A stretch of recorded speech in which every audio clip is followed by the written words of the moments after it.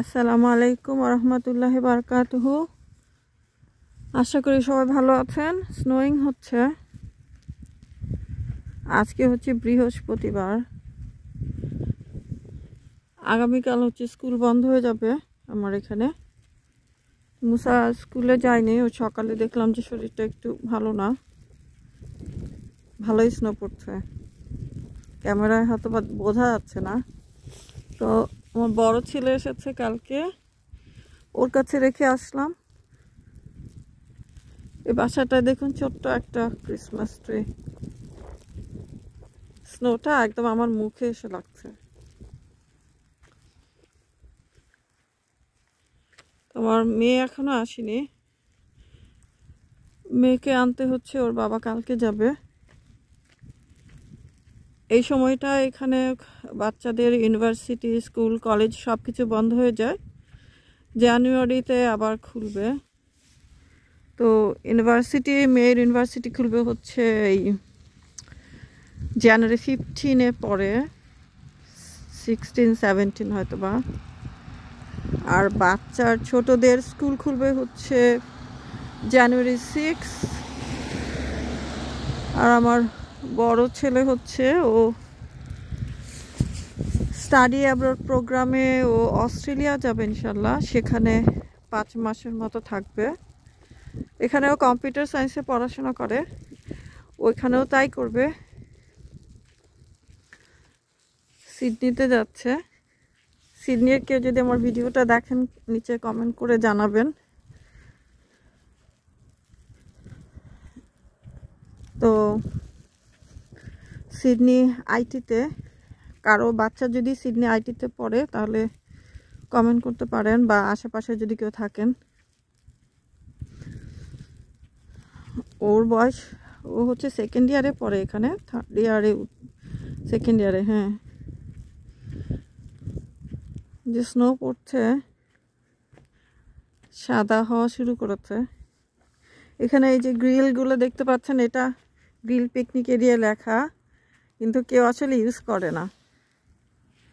আমি মাঝে মাঝে এসে এখানে বসি সামারে,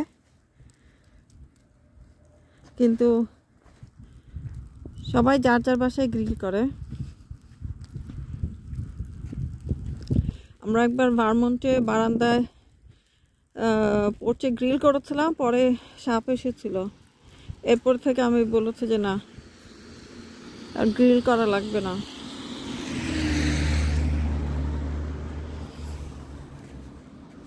স্নেক আমি খুবই ভয় পাই।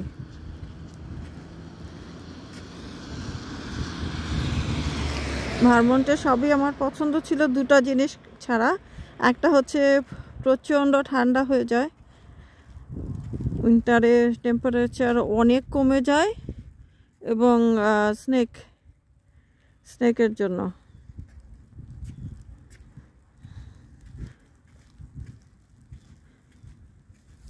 একজন নারী, ধরুন মুসলিম একজন নারী, তার হাজবেন্ড অসুস্থ হয়ে গেল, হতেই পারে অসুস্থ মানে ধরুন এমন কোন অসুস্থ যে সে কোমায় চলে গেল, বা খুব মানে, তখন সেই লোকটার তো চিকিৎসা লাগবে, তাই না? তো তার চিকিৎসা করার দায়িত্বটা আসলে কার? এখন সেই চিকিৎসা, তার যদি সম্পত্তি থাকে, প্রপার্টি থাকে, সেগুলো থেকে চিকিৎসা করবে, বা তার যদি অ্যাডাল্ট ছেলে থাকে, সে চিকিৎসা করবে বাবার।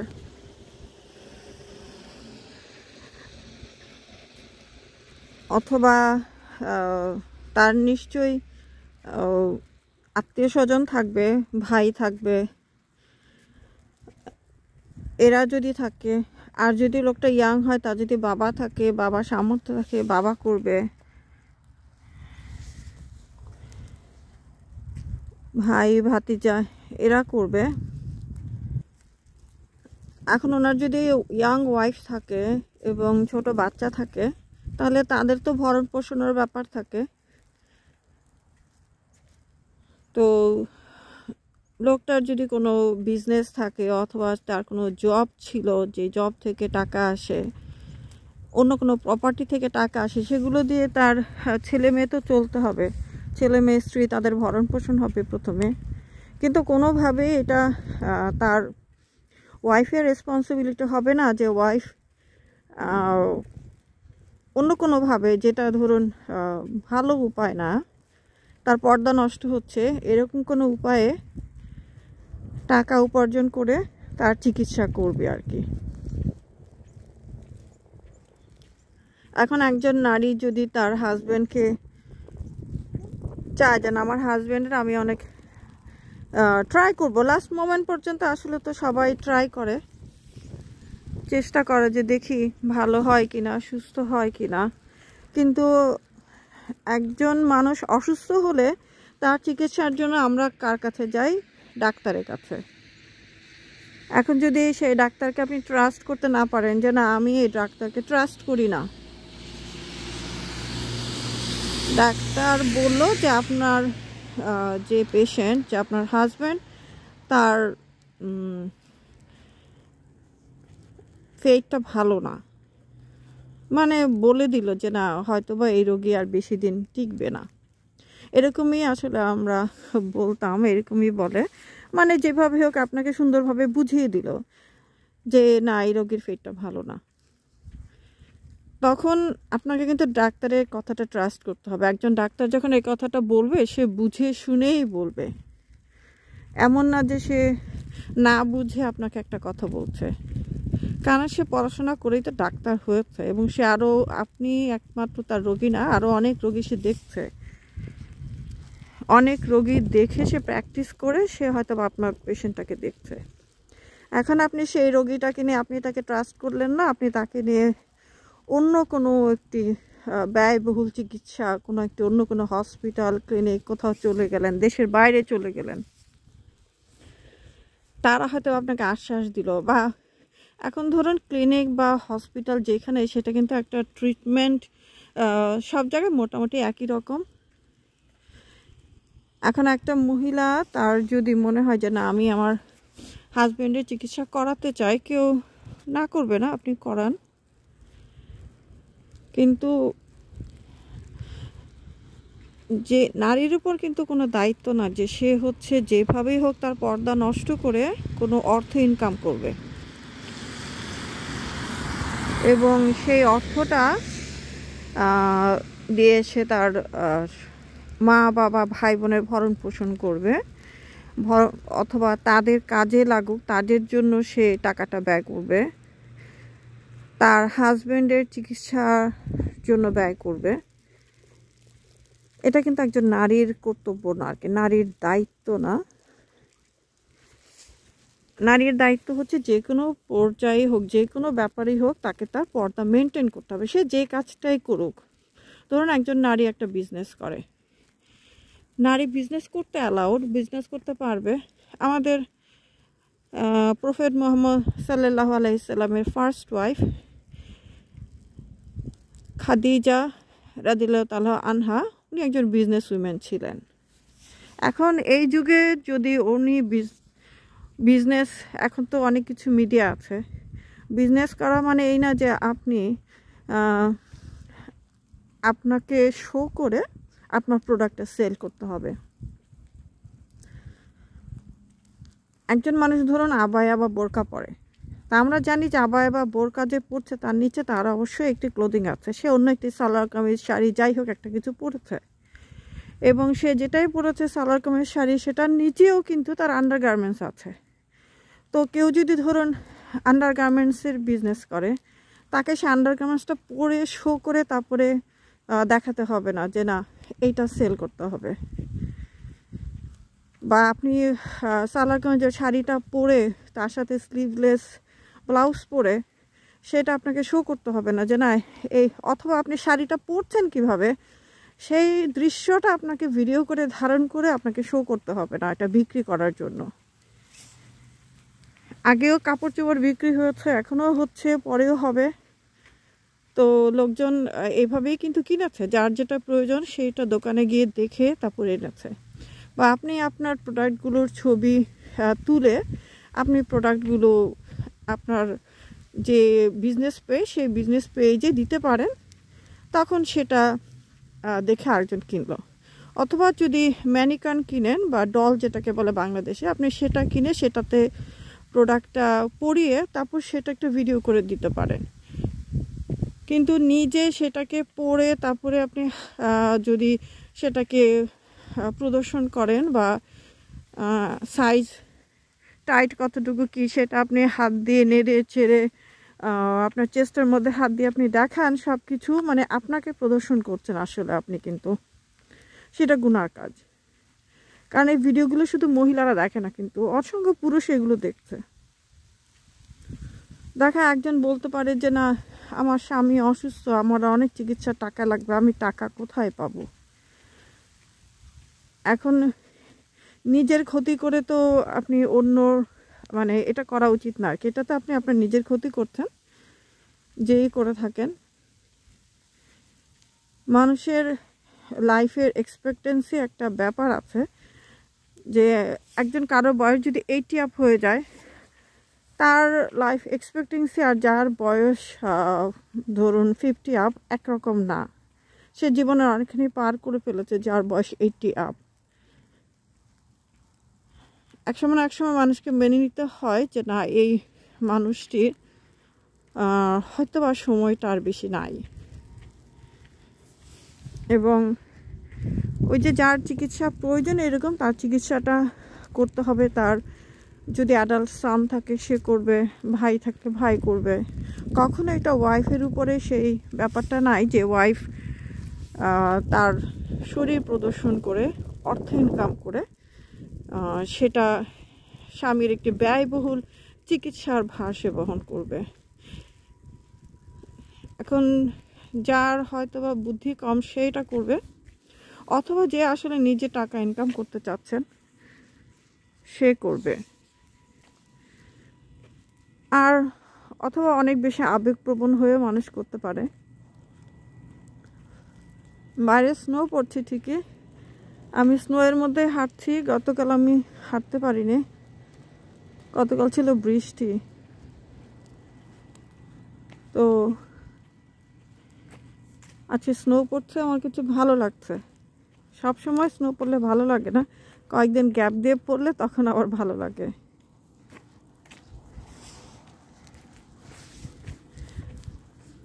আমার ছেলেটা আসলো প্রায় 2 মাস পরে।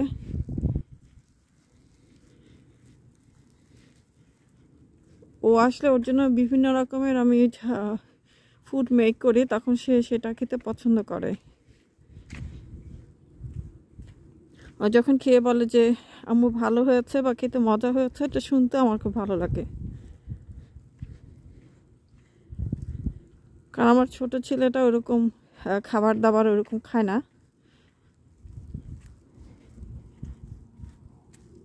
তো মেয়েও খাবার দাবার খুব একটা ভাতে মানে সে সাধারণ ডাল ভাত খেতে পছন্দ করে। তো বড় ছেলেটা একটু সে একটু ফুডি টাইপ। অথচ ছোটোবেলায় সে একদমই খেতে চাইতো না, খুবই যন্ত্রণা দিয়েছে।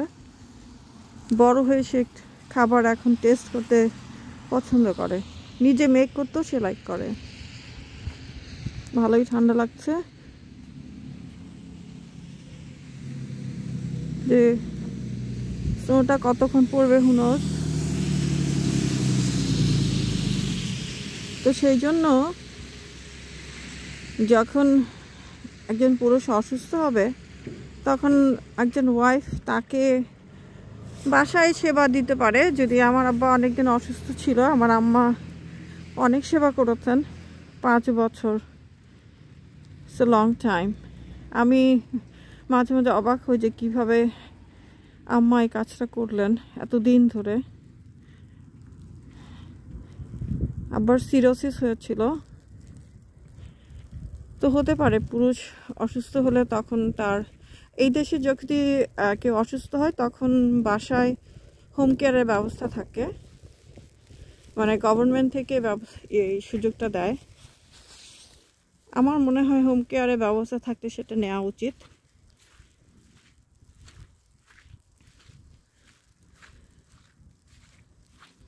তো একজন নারীর কতটুকু দায়িত্ব সেটা কিন্তু ইসলামের সুন্দর মতো গাইডলাইন আছে। আসলে নারীর উপর কখনোই অন্যদেরকে ভরণ পোষণের দায়িত্ব দেওয়া হয়নি, কোনো অবস্থাতেই না।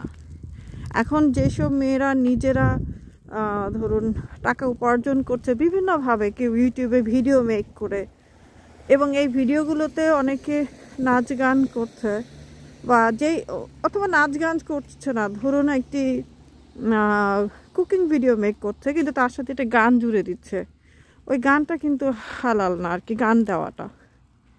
অর্থাৎ আপনি যদি এমনভাবে টাকাটা উপার্জন করেন যেটা হালাল না, why are you doing that? এটা তো আপনার দরকার নাই, তাই না? এই টাকাটা দিয়ে আপনি কি করবেন? টাকাটাগুলো দিয়ে দেখা যাচ্ছে কি অনেকে বাড়ি করছে, তারপরে গয়নাগাটি কিনছে, অথবা ট্রাভেলিং করছে কোথাও। তা আপনি যে এই টাকাগুলো খরচ করছেন, আপনার হাজব্যান্ড লাভবান হচ্ছে, কিন্তু গুনার ভাগিদার কিন্তু আপনি হচ্ছেন। আপনার এই গুনার ভাগিদার কি আপনার হাজব্যান্ড হবে? অনেকেই এখন তো ইউটিউবে ভিডিও মেক করছেন, এবং সেই ভিডিওতে যদি আপনি নিজেকে দেখান এবং ভিডিওতে যদি আপনি গান দেন এবং এমন কোনো অ্যাড দেয় যে অ্যাডটাতে যে অন্য একটা মহিলাকে দেখা গেল তার হয়তো বা ওরকম পর্দা করা নাই, তাহলে কিন্তু পুরো জিনিসটাতেই মানে একটু প্রশ্নবিদ্ধ হয়ে গেল। তো শুধু শুধু কেন পাপ কামানো বলুন? এখন যত টাকা আপনি ইনকাম করবেন সেই টাকাটা, আপনি ধরুন অনেক টাকা ইনকাম করলে আপনার লাইফস্টাইলটাও কিন্তু এক্সপেন্সিভ হয়ে যাবে। আপনি দেখবেন যে আপনি তখন দামি দামি জিনিস কিনছেন, কারণ আপনার হাতে টাকা আছে। টাকা না থাকলে হয়তো আপনি এই দামি দামি জিনিসটাও কিনবেন না। তো যারা এই ভিডিওগুলো যে বোনরাই বানাচ্ছেন, যারা এই বিজনেসটা করছেন, একটু খেয়াল করে দেখবেন যে আপনি যে বিজনেস করে যে টাকাটা উপার্জন করছেন সেটা কিন্তু আপনার ব্যক্তিগত কাজে আপনি লাগাচ্ছেন না, এবং আপনার ভরণ পোষণের দায়িত্ব তো আপনার স্বামীর। আপনি শুধু শুধু কেন পাপের ভাগীদার হচ্ছেন? এখন এইসব কথাবার্তা বললে হয় কি, লোকজন গালাগালি করে। এখন মানে ফেসবুক এখন গালি দেওয়ার একটা ট্রেন্ড তৈরি হয়েছে। আমি একটা জায়গায় কমেন্ট করেছিলাম, ওরে বাবা, লোকজন ভীষণ গালি দিল। ওরা কিন্তু জানেও না আমি কে। আমি জাস্ট একটা নাটকের ক্লিপে কমেন্ট করেছিলাম। তো এই যে আমাকে না জেনে শুনে আমাকে যে গালিগুলো দিলেন, এতে কিন্তু আমি কোনোভাবেই লুজার হলাম না। যে আমাকে গালি দিচ্ছে দ্যাট পারসন ইজ লুজার। সেটা আমাকে ঘরেই দেন আর বাইরেই দেন, ঘরের লোকেই দেখ আর বাইরের লোকেই দেখ। কারণ আপনি যখনই কাউকে গালি দিলেন বা একটি বাজে কথা বললেন, এটা একটি ঋণ হয়ে গেল। সেই মানুষটি আপনার কাছে একজন পাওনাদার হয়ে গেল। আপনি যাকেই গালি দিচ্ছেন, যাকে বাজে কথা বলছেন, অশ্লীল কথা বলছেন বা খারাপ কথা বলছেন, তখন সেই মানুষটি আপনার কাছে একজন পাওনাদার। এই পাওনা আপনাকে পরিশোধ করতে হবে, যদি আপনি এটা দুনিয়াতে ফয়সালা না করেন আখিরাতে এবং আপনার গুড ডিডের মাধ্যমে। তাহলে এখন বলুন কে লুজার, যে গালি খাচ্ছে না যে গালি দিচ্ছে? হাত ঠান্ডা বরফ হয়ে গেছে। ওকে, আর ফোন ধরে রাখা যাচ্ছে না। সবাইকে ধন্যবাদ, ভালো থাকবেন। ভিডিও দেখার জন্য ধন্যবাদ। যারা আমার পোস্টে কমেন্ট করেন তাদের অসংখ্য ধন্যবাদ, যে আমার পোস্টগুলো পড়েন। যারা আমার ভিডিও দেখেন, ভিডিওতে কমেন্ট করে, তাদেরও ধন্যবাদ। একজন আপু বলেছেন যে আমি খুব হৃদয়স্পর্শী করে কথা বলার জন্য। আসলে একজন ওমেন যখন কথা বলবে এবং অন্যরা শুনবে, তখন সে আকর্ষণীয় ভঙ্গিতে কথা বলা নিষেধ আছে। আপনাকে এমনভাবে কথা বলতে হবে যেন আপনার ভয়েসটা আকর্ষণীয় মনে না হয়। তো সেই কারণেই হৃদয়স্পর্শী করে কথা বলা সম্ভব না। স্নো একদম আস্তে আস্তে জমছে এখানে। তো আজ আমাকে অনেকে মেসেঞ্জারে একটু জানতে চান যে আপু একটা কথা ছিল, একটা প্রশ্ন ছিল, যার কারো যদি কোনো প্রশ্ন থাকে, কথা থাকে, সিম্পল হয়তো বা খুবই ইনোসেন্ট একটি কোয়েশ্চেন হতে পারে, আমাকে আমার ভিডিওর নিচে কমেন্ট করবেন। আমার যদি জানা থাকে, বলার মতো হয়, তাহলে আমি অবশ্যই ইনশাল্লাহ আপনাকে উত্তরটা দিব। আর আমি এমন কোনো জ্ঞানী ব্যক্তি না, বা দীর্ঘদিন আমেরিকায় থাকলে আমেরিকার অনেক কিছুই জানি না। অনেক ভাইরা আছেন যারা আমেরিকার বিভিন্ন জিনিস নিয়ে কথা বলেন, তাদেরকে জিজ্ঞেস করলে হয়তো বা আপনার জন্য ভালো হবে, তারা আপনাকে ভালো করে অ্যান্সার দিতে পারবে। তো সবাইকে ধন্যবাদ, ভালো থাকবেন, আসসালামু আলাইকুম।